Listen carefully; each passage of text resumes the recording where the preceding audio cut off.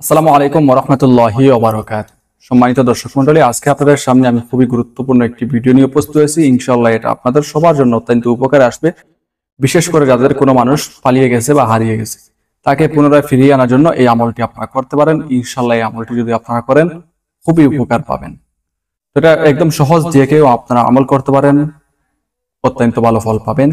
তবে আমল করার সময় অবশ্যই আল্লাহ তাআলার উপর পূর্ণ বিশ্বাস রাখবেন যে হারানো ব্যক্তি আল্লাহ তাআলাই ফিরিয়ে এনে দিবেন, এরকম একটা আল্লাহ তাআলার উপর ভরসা রাখবেন।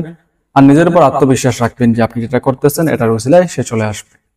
হারানো ব্যক্তি এমন হতে হবে যে আপনার পরিবারের কোনো সদস্য অথবা এমন কোনো মানুষ যার প্রতি আপনি কোনো জুলুম করেন নাই, সে সুন্দরভাবে আপনার চলাফেরা করছে কিন্তু এখন সে হারিয়ে গেছে অথবা পালিয়ে গেছে।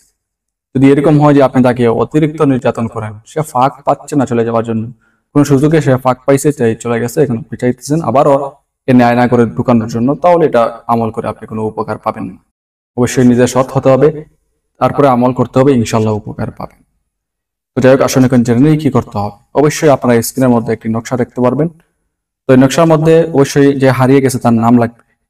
নাম যেখানে দিবেন আমি অবশ্যই চিহ্ন দিয়ে দিব, যেটা আরবিতে 5 সংখ্যা রয়েছে, এটার নিচে নাম দিবেন। আমি পরবর্তীতে বিস্তারিত সব বলতেছি। যখন আমি নামের কথা বলবো তখন বুঝে নিয়ে যে এখানেই নাম দিতে হবে, ঠিক আছে? তো যাই হোক, হারানো ব্যক্তিকে ফিরিয়ে আনার তদবির। পলাতক বা হারিয়ে যাওয়া লোককে ফেরত আনার জন্য নিম্নলিখিত নকশাটি লিখে ভারী পাথরের নিচে চাপা দিয়ে রাখবে। আল্লাহ পাকের মেহেরবানিতে খুব তাড়াতাড়ি চলে আসবে। এই তাবিজ খুব ফলদায়ক ও পরীক্ষিত। পলাতক বা হারানো ব্যক্তির নাম 5 সংখ্যার নিচে লিখতে হবে, যেটা আপনার চিহ্ন দিয়ে আমি দেখাইছি, অর্থাৎ আরবিতে 5 সংখ্যা যেটা, ওটার নিচে আপনি পলাতক ব্যক্তির নাম দিতে হবে এবং তার মায়ের নাম দিয়ে দিবেন। যদি মায়ের নাম জানা না থাকে তাহলে শুধু তার নামে দিয়ে দিবেন, ছোট করে দিবেন ওই নকশার মধ্যে, ঠিক আছে? আরো সহজ করে বলি, নকশার যে মাঝখানের যে নকশা ওইখানে নাম দিয়ে দিবেন। ইনশাল্লাহ দেখবেন ওই পলাতক ব্যক্তি অতি দ্রুত ফিরে আসবে। এটা অত্যন্ত পরীক্ষিত, ঠিক আছে?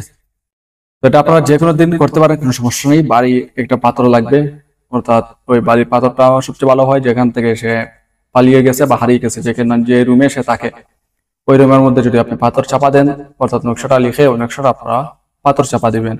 যদি এরকম পাথর চাপা দেন তাহলে ইনশাল্লাহ সে অত দ্রুত ফিরে আসবে। এটার কোনো সময়সীমা নাই, আপনি দিনেও দিতে পারেন, রাতেও দিতে পারেন, যে কোনো দিন দিতে পারেন। তবে নকশাটি লেখার সময় অবশ্যই অজুর সহিত লিখবেন, আদবের সহিত। আরো ভালো ফলাফল পাওয়ার জন্য 2 রাকাত নফল নামাজ পড়বেন। আরো ভালো ফলাফল পাওয়ার জন্য আপনি কয়েকবার দুরূদ শরীফ পাঠ করে নেবেন, তাহলে অত্যন্ত ভালো ফল পাবেন। কারণ দুরূদ শরীফ পাঠ করে কোনো কাজ করলে কাজ সাকসেস হয়। হাজতের নামাজ পড়লে নামাজের দ্বারাই অনেক কাজ হয়, অর্থাৎ সে পালিয়ে গেছে, হারিয়ে গেছে, আপনি 2 রাকাত নফল নামাজ পড়বেন, নামাজ যদি কবুল হয়ে যায় নামাজের মতো, সে চলে আসবে, ঠিক আছে?